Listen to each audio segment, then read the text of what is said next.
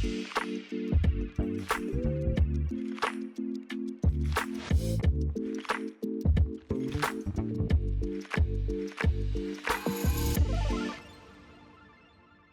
warm welcome to Elizabeth Barber. Okay, my song was supposed to be, I love my life, I'm wonderful, I'm magical, I'm me, whatever it is. So that was the song. So I'm not gonna let that get in the way. So, okay, everybody raise your hand if you believe in miracles. Did you know that we all have the power to create miracles? Let me show you how. Take a deep breath, close your eyes. Now, think of your worst fear. The worst thing imaginable that could happen to you. Let's just stay here a couple of seconds. Now, notice how your body feels. Does it feel tingly and shaky and not in a good way? A thought created that feeling. That's what fear feels like. Now, keep your eyes closed. Think of someone or something that you love. Think of someone or something that you're grateful for. Think of someone or something that makes you laugh.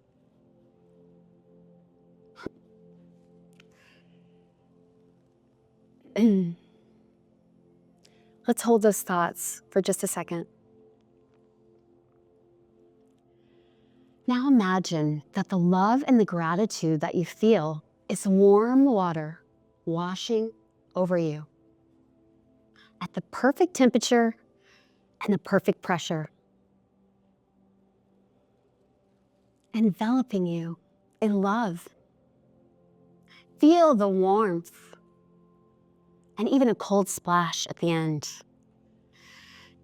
Now, I see you smile. Open your eyes. Notice how your body feels. That's what love feels like. So, when I'm talking about love, I'm not talking about the romantic kind of love. I'm talking about love as a frequency. Love is an actual frequency that you can tune into. 528 hertz. You can hear it playing. Love is the most powerful frequency. They call it the miracle frequency, the miracle tone. It's associated with positive transformation, healing, and even the ability to repair DNA. Love is so many things. Love is your purpose. Love is possibility. Love is the best version of you. Love is what is meant for you. Love is the highest vibration possible. Love is touching wholeness. Love is God, angels, source. Forgot my slide. That's love. Now, fear. It's the opposite of all those things. It's low vibration. It's actually a frequency, 19 hertz, and it's barely audible to the human ear. Love is negativity, hopelessness. It may keep you safe and secure, but it actually will make you stagnant and small.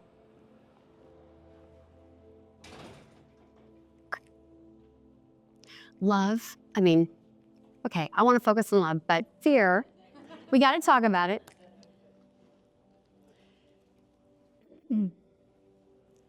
Fear is a barrier to your dreams. And when it comes to choosing between love and fear, if you want to create a miracle in your life, the choice has to be love. Now let me give you a visual tool. I'm not going to forget my slide. Imagine that two doors appear before you every moment of your life. Door A is love, and door B is fear. Marianne Williamson says that a miracle is simply a shift in perspective from fear to love. So if you chose door A, then you're on the path to your purpose. If you choose door A, it will lead you to miracles, joy, and happiness. If you choose door B, you'll be farther from your purpose, stuck and small. So I know what you're thinking. It can be overwhelming. Fear can show up. The temptation to choose door B can overcome us, but I challenge you to choose door A. Let me give you some examples. Okay. So, from the time I was a little girl, I wanted to be a mom. I knew I was supposed to be a mom. It was meant for me. But a few years went by. I wasn't married, biological clock is ticking, and I'm not a mom.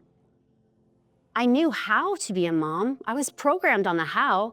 Meet Prince Charming, get married, have a baby. I was so wrapped up in that how, I was paralyzed in fear. I was terrified to change my path. And it wasn't until I got brave enough to choose love and to choose possibility that I made my first doctor's appointment with the fertility specialist. And I got on that journey to becoming a mom on my own terms. Fear showed up a lot in the next couple years.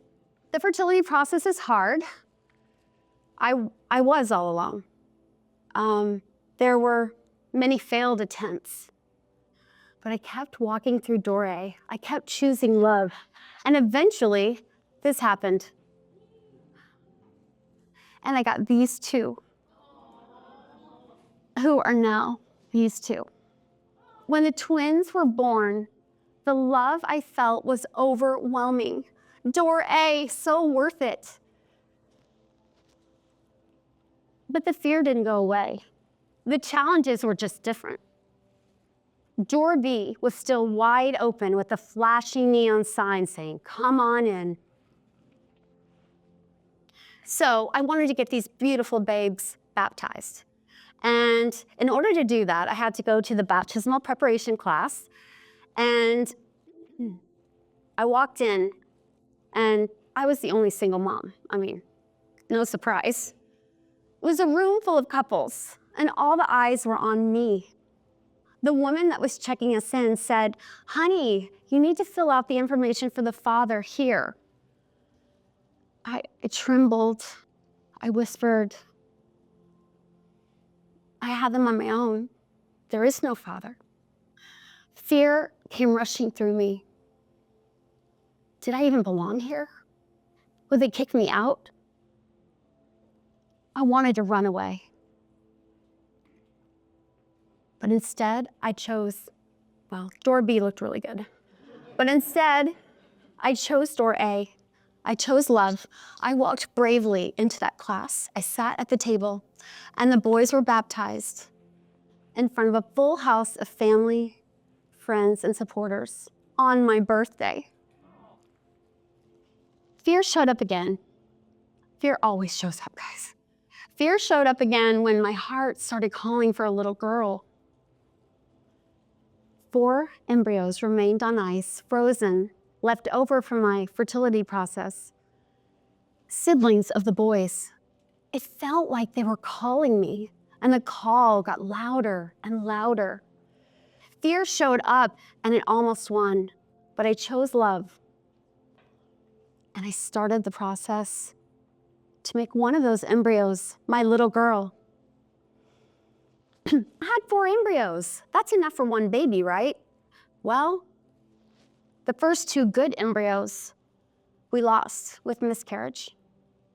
And the last 2 embryos, well, the doctor told me that they were damaged and they had very little chance of even making it. I was terrified. There were moments of despair. I didn't know if I could take another loss. But I chose door A. I chose love. I chose my purpose to bring life into this world. And those 2 damaged embryos became this, who are now this. And of course, I want to get these little cuties baptized. So I had to go back to that same class. They told me you have to take the class again. So I went back to the same baptismal preparation class, and I walked into the door, and you know what? All that fear came rushing back from 8 years before. And the woman at the check-in said, honey, you've got to complete the information for the father right here. And I said, I have them on my own. There is no father. I had a choice, door A or door B. I wanted to run away, but I chose love. I walked in, and the girls were baptized in November of 2023 by the Monsignor. So I created so much in my personal life by choosing love over fear, by changing my perspective from fear to love. I wondered, could this apply to my professional life? Is there a place for love in the practice of law? Lawyers are negative and fearful. I mean, we are like, fear is ingrained in us through our law school training and like years of looking for every risk and bad outcome. Where could love come in when the law was all about fear? Well, I was about to find out. I felt chills as I read the documents and listened to my client. All the facts in this case pointed to a denial. Another lawyer had made a mistake, and there was just no way we could fix it. I wanted to give up. I wanted to run away. Well, I couldn't run away in the consultation, but you know what I mean. There was just no way that we could win. And I realized this was fear. Pure and simple. I was going to walk through door B and not give my client a fighting chance. That's when it came to me. What if in this case, I chose door A? I chose love, possibility, hope, belief. What if I slammed door B shut for good? And that's what we did. I asked my client, I said, hey, I'm gonna do a little experimentation with you here. Of course, the risks are really bad and probably gonna get denied, but let's forget about that. And let's focus on not what could go wrong, but what could go right. Let's believe in that possibility that we can fix this and get the green card approved. We devised a strategy, the team executed. We even got the other lawyer that made the mistake to sign an affidavit admitting to his error. The universe was lining up and fast. Before you know it, the immigrant visa was approved and soon thereafter the green card. My client sent me a message thanking me for her early Christmas gift, her green card. And I shared this news with my associate who worked miracles in this case. And she shared this message with me, the power of belief. We walked through door A, not knowing what was on the other side, but believing what we could create on the other side. This was really practicing law with love. I had to do this in all of my cases. We wouldn't practice law with fear anymore. That's how we're trained, but we can choose door A. There were plenty of opportunities for me to test my theory. One case, urgent case, came up where I had to send my client out of the country to get his visa abroad. I knew this was the right strategy for him. But 2 days before he was set to leave, he forwarded me an email from another lawyer. So his friend asked him to get a second opinion from his lawyer. As I read that email, the negativity and the negative energy just swirled up. And he advised my client, don't go. You can't leave. It's too risky. Your visa will never get approved. Wow. Fear reared its head again. Was I wrong? I started to doubt myself. Was my plan and strategy for this client the wrong one?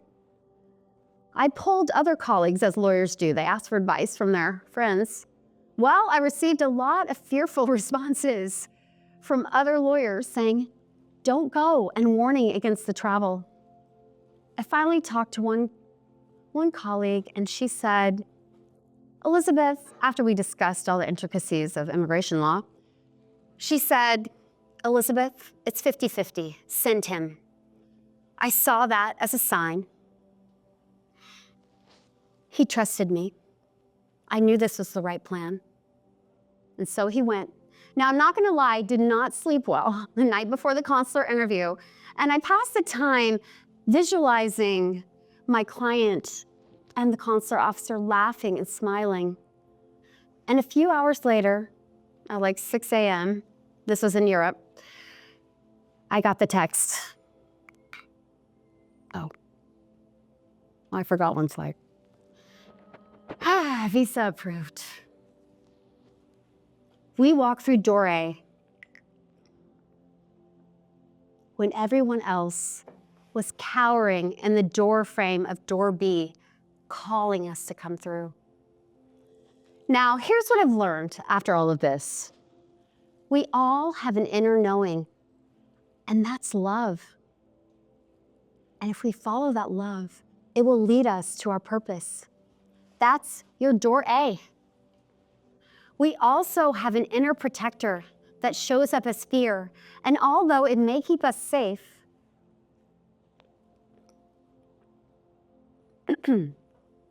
it won't get us to where we're meant to be. That's your door B. The door you choose will shape your journey in life. If you want a bold, expansive life filled with miracles, possibility, and purpose, choose door A.